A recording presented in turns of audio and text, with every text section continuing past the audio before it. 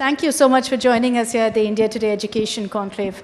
When we first spoke of ChatGPT, I know all of us have tried it one way or another, and I knew I was going to do this discussion. The first thing I did was I took myself back to school.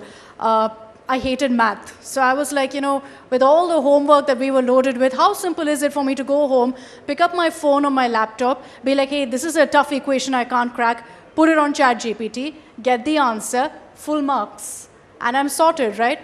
Now, this is the biggest concern, that students now are using ChatGPT to go ahead and finish their homework, to prepare for exams. But there's also a problem. There are many like the CBSE, the NYC public schools, Seattle schools who've banned ChatGPT. Understandable considering how it can be misused. But it's also the future. It's also artificial intelligence. And that's why over the next half hour or so, we're going to try and discover how to strike that balance. Do we ban it? Or do we work with it? So we'll be talking about that and much more. Can I start off with you, ma'am, Abha ma'am, on you being an educator, and I saw Rekha ma'am referring to you as an education guru. So for the last many years and decades, you've seen education change. You've seen it evolve.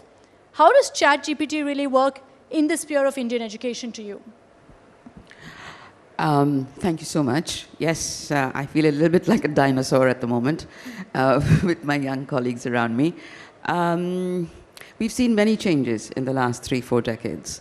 And certainly this one, I think, is the icing on the cake.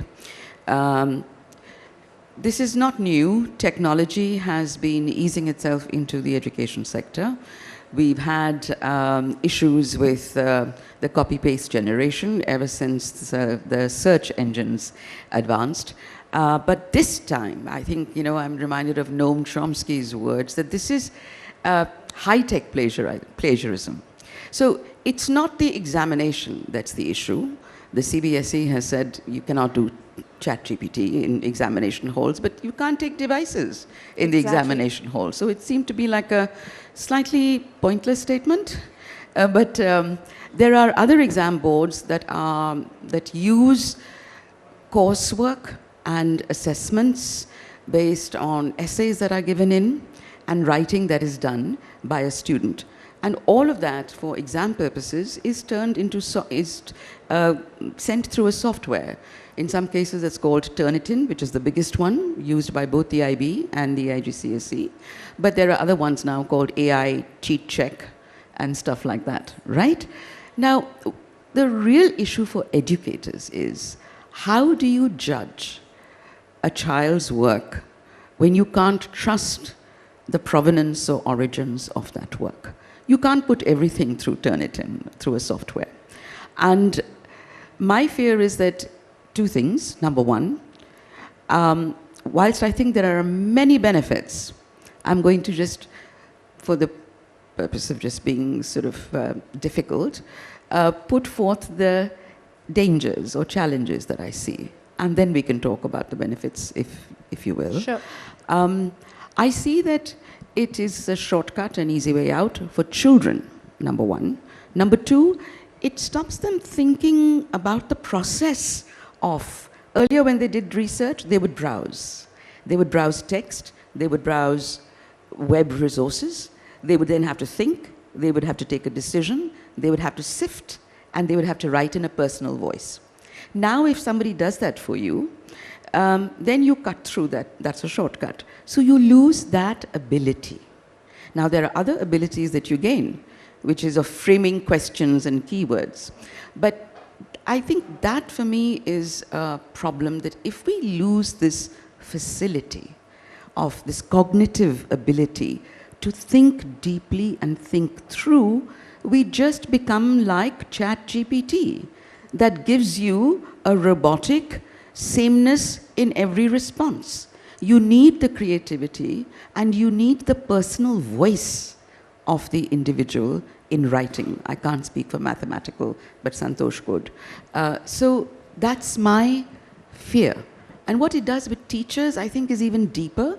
Suddenly there is the possibility of a trust deficit. Here is a student whom you trust to do the right thing, to say, yes, this is my work. But suddenly, there is a cloud over that. And last but not least, the amount of work that this generates in terms of checking. Yet another pivot. We've just come through the pandemic, but now we have to re-look at our whole assessments, both on, whether it's at home or indeed in the examinations, and we've got to deepen our engagement with the students. I think you've set the stage perfectly for this discussion to go forward, especially because most experts, I believe, say that, for teachers to turn from guides into cheat checks, that creates a huge hurdle also in having that connect with a student as well. Rekha ma'am, do you witness this right now in your school or in schools in general, that students more often than not use technology to cheat and it's becoming harder to notice? I will start differently. Akshita. I don't think, there is a trust deficit which Abha spoke about. It has always been there, but I think the trust deficit is becoming bigger and bigger.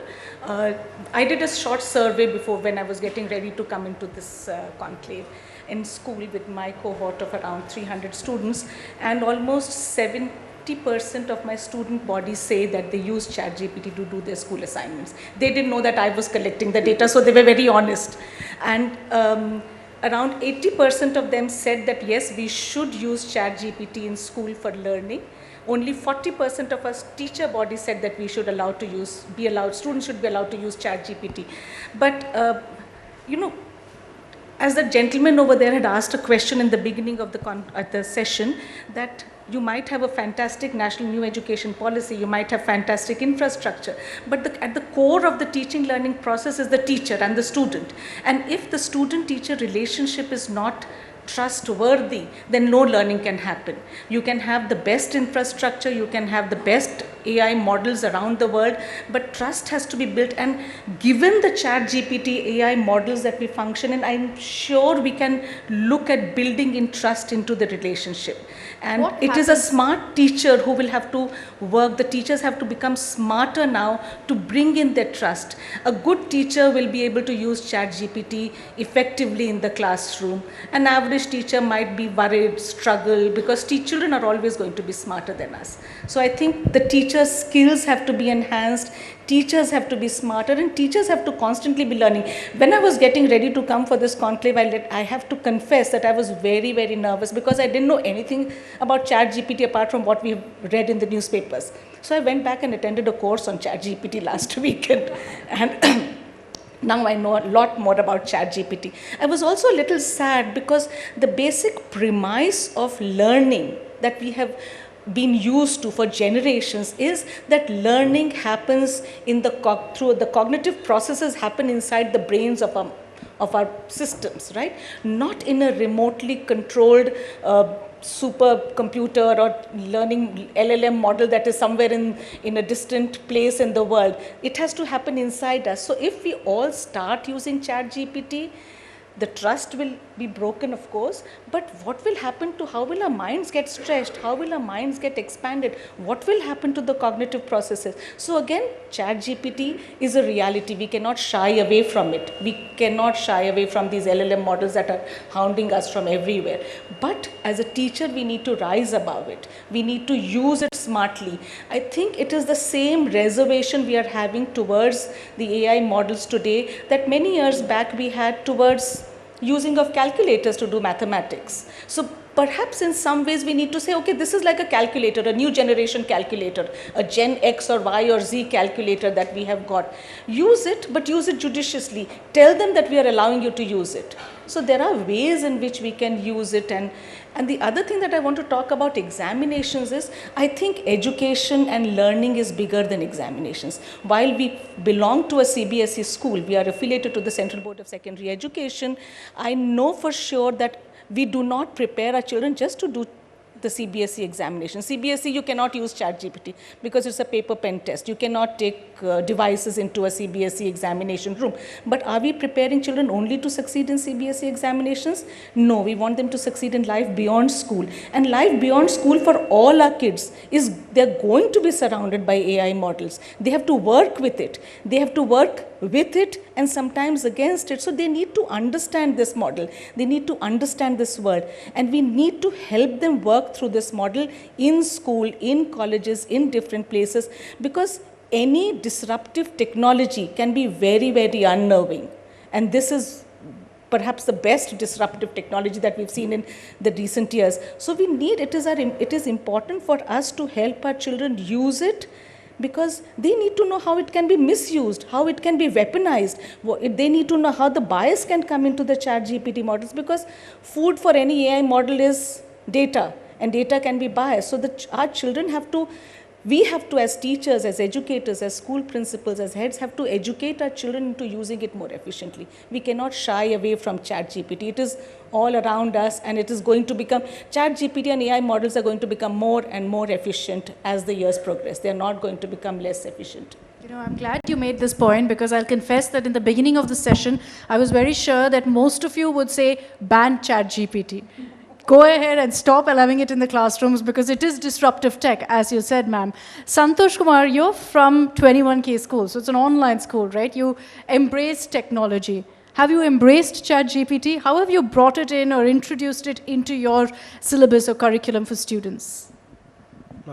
First of all, instead of we embracing, right, the kids embraced it very fast. So I'll just give you 3 examples. So you didn't have a choice, is it? We didn't have a choice. So I'll give you 3 examples to you will know how the kids are using. First of all, you can't initially you can't actually enroll into ChatGPT if you are less than 18. They actually restricted that. One of the kids, when I was talking in the class, right, I actually generally talk with a group of 30 or 40 kids. I regularly interact with them. He signed in. He has put his age as 24, and he just signed in. And when I was asking, what do you use it for?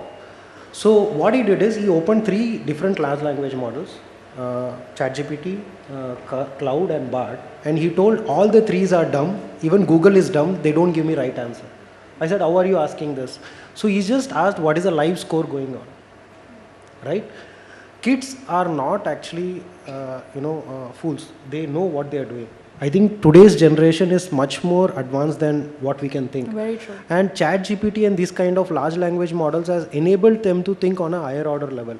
Like I have seen one kid who is creating Roblox game using ChatGPT. He is giving prompts to ChatGPT to create the world, and he is going and creating that world and playing that game. Now, as far as academics is concerned, I feel that kids are not using it for writing assessment or assignment. They cannot, because the way NEP is progressing, or the way the teachers and everybody is upskilling, is going towards critical thinking, innovation. Any amount of LLMs cannot remove critical thinking.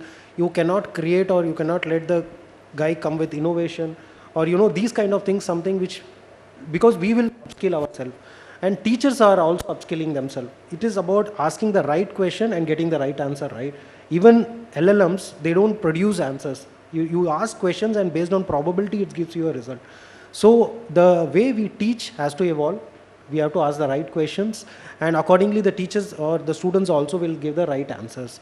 Now, there are a lot of risk in this. Like I am telling you, LLMs have to be actually handled with care. In last 1 week, if you have been following, you would have heard about something called as Worm GPT. You can use Worm GPT to hack any computer with 75% accuracy. Now that's scary, right? And that LLM is available only through crypto for purchase, right? So you can't let kids to access this. So what fundamentally, as a tech person, if you ask me, fundamentally it comes down to what kind of device access the parents are giving their kids. How do you monitor what the kid is doing in the device? And how do you make sure they are being taught right digital hygiene, right? That's very important. But as far as education is concerned, I think students have to be allowed to use this tool. It's a fantastic tool for learning, and they have to be part of every classroom learning. Obviously, assessment and assignments are paper-based right now for us, and I don't think that any students can use ChatGPT to actually crack an exam. But yes, we need to upskill our learning levels, and we need to actually change what we ask. Exactly what we are doing with prompt engineering, I think that's what we need to do in our classes. Okay, interesting. Prashasti, you're from Coursera India, the director of Coursera India. Do you agree with what Santosh says, that we're an evolving sector as far as education is concerned, so we can keep up with ChatGPT as well? I thought I would be the agent provocateur on this particular panel and say ChatGPT is great, it's brilliant, it's made my life phenomenal. Makes two of us, yes. But I think the views from the educationists here are also positive. I would say technology has always been at the center of access and inclusion. ChatGPT is another form of creating access and inclusivity. And I can speak a little bit from the Coursera perspective. At Coursera, we took a very conscious decision that this is fantastic technology that can define the learning to the power of one unit, which means if Prashasti learns in a certain way and Abha does differently, so does Santosh, can we create this technology to answer those questions and make the fundamental choices of those students so powerful that they can, from micro-learning to career-based learning, graduate by using the platform. So that's what we've done. We've built a student coach on the platform to do that. Some headlines. Salesforce published a report and said, that says 97% of the firms, the industries in the country are going to make AI experiments and already investing in AI technology. 94% of the current people in the workforce are excited to embrace AI as technology and include. If this is what the students have to face tomorrow when they enter the workforce, and in the era of entrepreneurship, school is also a place where technology is emerging as entrepreneurship. Young students, K-12 students, are entrepreneurs these days. So if you're talking about building job creators and job seekers, how can you devise a mechanism for them to empower themselves for learning? Having said that, there is a human element which is becoming increasingly important because of technology, right? We're talking about digital skills being imparted into workforce, but at the same time, resilience, ability to manage conflict, ability to communicate effectively across technological mediums. All these are fundamental skills that need to be developed as well. And that's where the role of the teacher becomes even more active, because a lot of knowledge that can come through technology, but the human aspect of it still needs to be delivered in the classroom. And how do you upskill your faculty to be able to do that? That is also the AI-powered learning that's teachers can embrace and say, okay, how do I get better at what I do, theoretically in the subject matter, but also how the pedagogy has to evolve, because the kids I'm teaching are running faster than me in adopting what is out there. So I think there are a lot of aspects of ChatGPT which we can control. On our platform, we kind of controlled it in one fashion. We said misinformation can happen if students are crawling the internet and also getting wrong answers. So how can we ground it in expert content? Coursera's content is either authored by professors at a university or expert professionals from an industry. So it is very authenticated, grounded content which is coming from the educators themselves, and it does not crawl around the internet misinforming students. So I think very powerful technology, adoption and use is where we have to think about. Interesting. You know, we've spoken about this from the students' perspective, how it impacts their lives. You mentioned a point, Prashasti, about the human element, about teachers. Rekha ma'am, would you agree? Because largely when you talk about ChatGPT, there's a concern that says, are teachers now replaceable?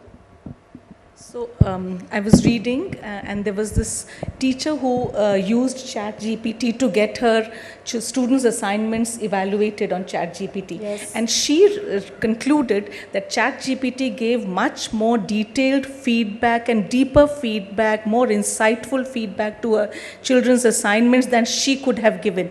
So the question she asked is, am I even relevant anymore? But then the human element of the human connection, a lot of learning happens not because you are being presented with information or you are dealing with information. A lot of learning happens when you learn from another human being. That is why you learn as a group, your cohort becomes important, you learn from another human being. And there are many, many things which you cannot learn from a machine. And we experienced that during the COVID years, that no matter how efficiently we were running our online classes, the in-person contact, the human element was so important in helping children learn much better. Because after all, we are not only making them reservoirs of just knowledge and information. We are developing various other skills of resilience, of problem solving, of decision making, which will not happen necessarily through ChatGPT or other AI models that we are seeing in the world around us. So the human element is very important, and teachers will never become irrelevant, but if the teacher doesn't know how to deal with the emerging technology in learning, then she might become irrelevant. So that she or he might become irrelevant. But my point is, and Mrs. Adams, if I can come to you on this, if it's a human element, it's human to tech, then what happens? How does a teacher today judge a student's aptitude, creativity, research skills?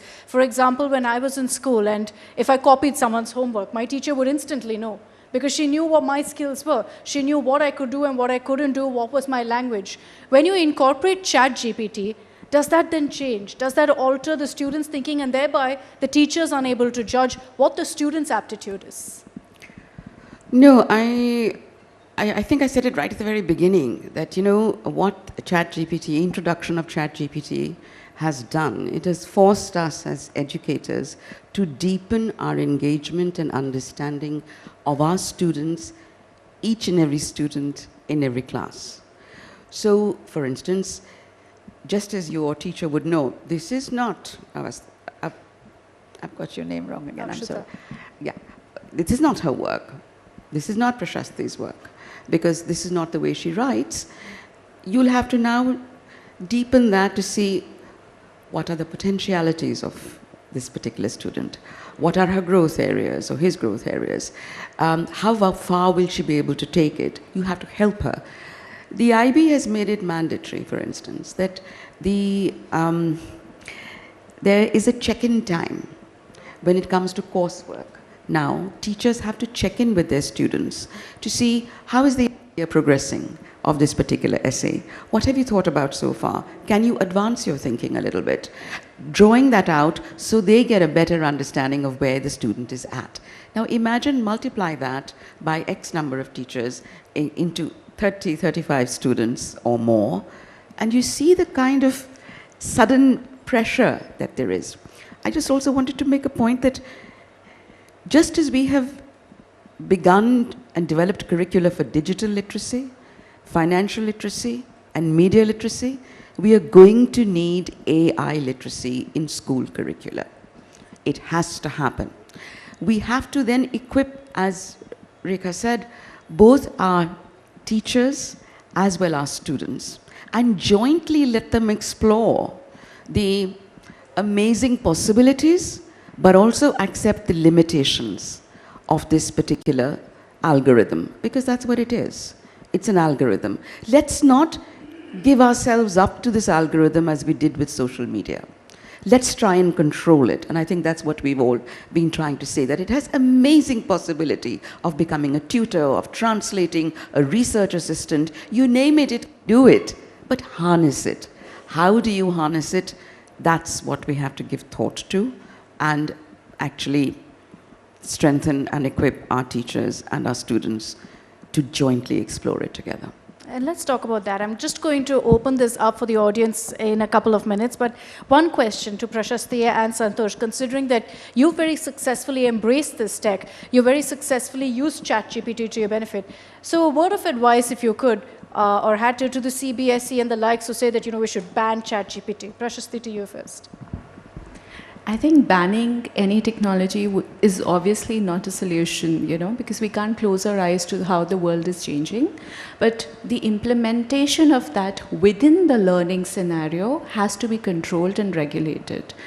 Even viewing for children is restricted in certain ways. Similarly, ChatGPT has to be used as a medium in which you limit the use of it, plus also control in which environment it is being delivered, so that the students are not lost. In fact, embracing it in classrooms can actually make it more fun, both for the teacher and the student to take it forward. And I think then it's not defined as cheating, essentially, if you use ChatGPT. Yes, Santosh. So I would say in school, right, the biggest use case like boards like CBSE, IB and Cambridge can come up, and in fact some of the boards are working on. See, we had previously, books written on copper, then it went to palm leaf, then we had printed books, and then it went to e-books, and then we have digital content. I think this large language model are going to be the next generation of publishing. 10 years down the line, everybody will be studying with us. I think the boards like CBSE and NCRT should come up with their own large language model, give it to the student to learn. That way students will more use it for learning aspect, right? Today, if you have an e-book, everybody say that you have a digital e-book. How will you go and learn a particular topic? You go search, then actually, understand and learn. But if you have a large language model dedicatedly developed by CBSE or a particular board for learning, I think that will completely transform the whole thing. That's how I think AI has to be embraced. And yes, I don't personally feel that it will affect any of examination, because every student is aware they will not have a digital device to write an exam, right? They have to study. That every student is aware of. But we can't shy away, otherwise it will be the same like calculator moment, right? When calculator came, many teachers went on strike. Don't allow it. And I feel that we need to find the right use case and embrace it, and it has to be a top-down approach. The boards have to embrace it. I personally know a lot of international boards developing or investing in large language models, which will be specifically for their own board students. I think that's how this will get transformed into a very big thing. And just to answer your previous question, many education companies did a mistake by removing teacher out of the equation when there is a new technology coming in. But many of them failed because they removed it. You need to have right student-teacher ratio, and teacher is the center of learning. That's the reason even in your life, to succeed, you need a guru, either a real or a spiritual. So I think teacher is the most important part of this equation and puzzle, and teachers can only lead any kind of transformation, and they have to be given that credit, right? So that's an answer to the previous question. Yeah, go ahead. Just one more point I wanted to add in extension to what Santosh is saying. One is ChatGPT has to be removed from the assessment system. That's what we as an online learning platform have consciously done. While it's available for you to inquire and mine more information, which is relevant, it is not in the assessment part of the whole game. Second, what we also did was we created an AI-powered course builder.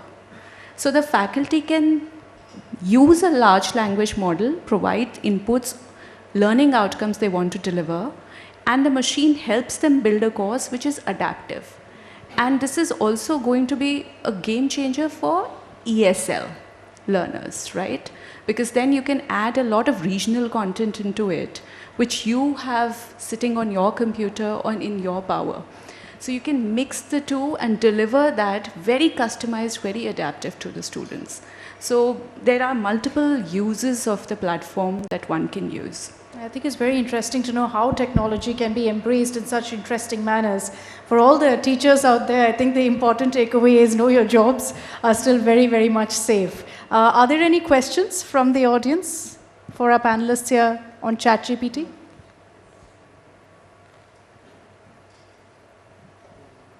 Okay, I'll go ahead with the questions then. There is one? Okay, yeah, to M+. At the very end there, the gentleman there. Good evening all. I'm Vikas Goyal from Haryana. I don't have any more questions, but I'm very much agree with all the jury members here that ChatGPT is going to imbibe students and teachers, but we have to learn ChatGPT in order to answer the difficult questions raised by small students, especially like 4 years back, my daughter asked me a very simple question, why the color of the sky is blue? And she was in grade 1 at that time. And if you ask to a teacher, I teach physics, and it's difficult to answer this question to a 5-year kid. But ChatGPT can answer it very easily. That's my take. Thank you. Thank you very much. I think a point also that I got from Vikas, Mrs. Adams, is are we doing enough to train teachers with ChatGPT? No, I'm afraid we are not. We are, walking on eggshells around our teachers. We're only focusing on the piece about assessment and examination. But ChatGPT can be fun. And even at my age, I realized that. So it can be fun as long as you take the whole plagiarism and assessment piece out of it. But the exploration and the research that teachers and students can do together. And also it helps students, understand the limitations, that it cannot be creative. It will not give you anything from its personal experience because it has none. And that's where you score. As a human, you score because you have emotion, you have personal experience, and critically, strangely enough, because you make mistakes. A Singapore professor got 6 essays on different subjects, 2 on each subject, 1 by ChatGPT, 1 by a student. Same student wrote 3, and ChatGPT wrote 3. He was able to spot the difference between what had been written by the human and what had been written by the algorithm. And how? So this is what he says. He says, well, in the algorithm, in the chatbot, there was a sameness, routineness about it, and it was perfect, no mistakes. In the one that the human being had done, there was creativity, there was personal voice, there were metaphors, there were analogies, and there were errors. So human error will tell you immediately that, this is not a machine. And that's what we must embrace as humanity, that we are all going to make mistakes, and that's good. Rekha ma'am, you wanted to add to my question. I saw you immediately nodding a vehement no when I asked if teachers are skilled on ChatGPT. No, teachers are not yet skilled on ChatGPT, but many of the younger generation of teachers are exploring ChatGPT and AI models on their own, but there's a huge lack of training, effective training for teachers. But teachers are very intuitive. So when I was talking to teachers in school over the last week, so many of them came and said, Ms. Krishnan, I know that this child's assignment has been done on ChatGPT because like Abha was saying, there's a sameness to it. There is no mistake in it, but there is no authenticity in it also. The student's voice cannot be heard in that answer or the assignment that the teacher has given.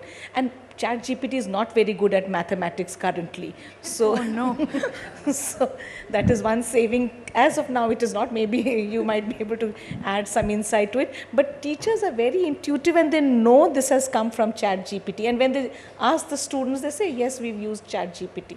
So without training, they are intuitive and figure There are some plugins like one from Wolfram Alpha where you can generate a complete proof as if it is written by human in mathematics. But you need to use that paid plugin. But yeah, so you were right, ma'am. And actually, you can even use it to solve the biggest problem. I think one gentleman asked, how do you make sure NEP is implemented and you're training a lot of teachers, right?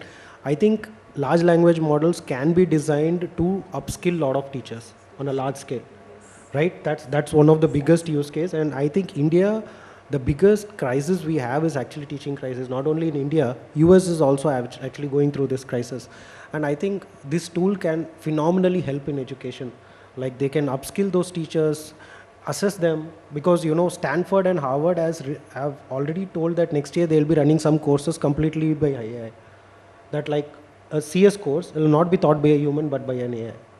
So just think the potential how large you can upskill the teachers, and those teachers can actually teach the students. So the kind of generations which will be generated in like coming out of the next 1 or 2 decades, I'm totally looking forward to see them. You track educative tech also very closely. ChatGPT has been referred to as perhaps the most disruptive tech, as ma'am put it, in recent years. What do you see as the next big AI disruptive tech that's coming our way? So next biggest one will be AGI. That's the next level of AI, but the biggest problem why I feel that it's in labs, couple of people have achieved AGI, but they have not unleashed because they don't know how to control. The biggest problem in even ChatGPT, right? Nobody knows how that answer is made. It's purely probability. So unless or otherwise we are able to decipher how these answers are coming out, like we are solving that black box, I think the next level of AI should not come faster. I personally feel that we should be slow on this. Even if you see a lot of top entrepreneurs or tech guys, like including Sam Altman, is actually afraid of it. I feel that we should be growing slow, but AGI is there to come in next 10 years down the line. You will totally not see any difference between something generated by system. And if you have seen recently, one video was very live. A bot was talking to a person for persuading him to purchase a Tesla car. It was a 30-minute conversation, and he couldn't completely identify it was a complete bot. It was so fluid, the tone and everything. I think that level of accuracy and that level of advancements are going to come, but we are still not ready to embrace it. See, ChatGPT will be just 10% in front of that, even 5% in front of what is going to come as far as AGI is concerned. I think we should wait for that to happen. Rekha ma'am, when you hear of all of this and how much it's going to change, yes, we'll get a mic to you. We'll just get a mic to you. Give me a second, please. While the mic is reaching her, Salman Khan of Khan Academy runs a program called Khan Amigo. And Khan Amigo uses ChatGPT engineering as a language for Khan Amigo. And what they did was, as an experiment, as one of the things where ChatGPT can help children learn better, is they allow students to interact and chat and talk to people who are historical figures, who are dead and gone. So imagine there was this girl who was chatting to somebody who had died many years back, and the conversation went on for 35 minutes, and at the end of it she apologized to that person that I took up so much of your time because you're so important. She didn't realize that, she knew he was dead and gone, but the conversation was so engaging that at the end of the conversation she said, I'm sorry I took up so much of your time. So and that becomes unforgettable, essentially, because that's learning that you'll never get rid of in your head. Yes, go ahead, ma'am. I hope it's reached you. Yeah. Hello everyone. Ma'am, my pain, as sir has just now said about NEP. So my question is, and I hope anyone can answer me for this reason, that being a computer science teacher, I'm technologically sound, but how can a ChatGPT scale up in the remotest area wherein internet and electricity is still a challenge? Because we are talking about the implementation. We are talking here in the NCR, but what country is one? How? Please guide me for that reason. The answer lies, if you ask me, right, in a short one, the answer lies with the kind of, advancement we did, as far as 4G penetration, 5G penetration, the BharatNet, close to 60, I may be wrong, 85 crore Indians have a mobile, at least a basic mobile. 97 crores, right? A mobile is enough. 97%. So a mobile is enough to get this technology into their hand. You don't need a big screen laptop or something, but as a simple smart device. I think Reliance has also launched. So this digital divide is something which over a period of time will get completely, it will become part and parcel of our life. We never knew that everybody will have a mobile phone in their hand, right? A couple of years back, but today everyone has. So that's the answer. I think it will eventually happen. We are just afraid, but I feel that will reach each and every mass. 97% of the people already have. Okay, it's been a very, very insightful discussion. I'd like to thank all of you for taking the time out and joining us here at the Education Conclave. I only wish that ChatGPT was around when I was in school. It would have helped me a great, great deal. Minister Pradhan is here, and we're hoping to hear a few words from him on AI as well. But thank you very much for joining us. I'll request you to just stay on stage and request Mr. Manoj Sharma to please come up here and offer them a token of appreciation. A round of applause, please, for all of our panelists. I wanted to recommend a course, a fun course in ChatGPT. If you go to the Coursera platform, there's a course using to write sci-fi writing using DALL-E. It's a very fun course for you to experiment and familiarize how to use ChatGPT in a fun way. Interesting. We'll definitely do that. Thank you very much. If you like the video, do like, comment, share and subscribe.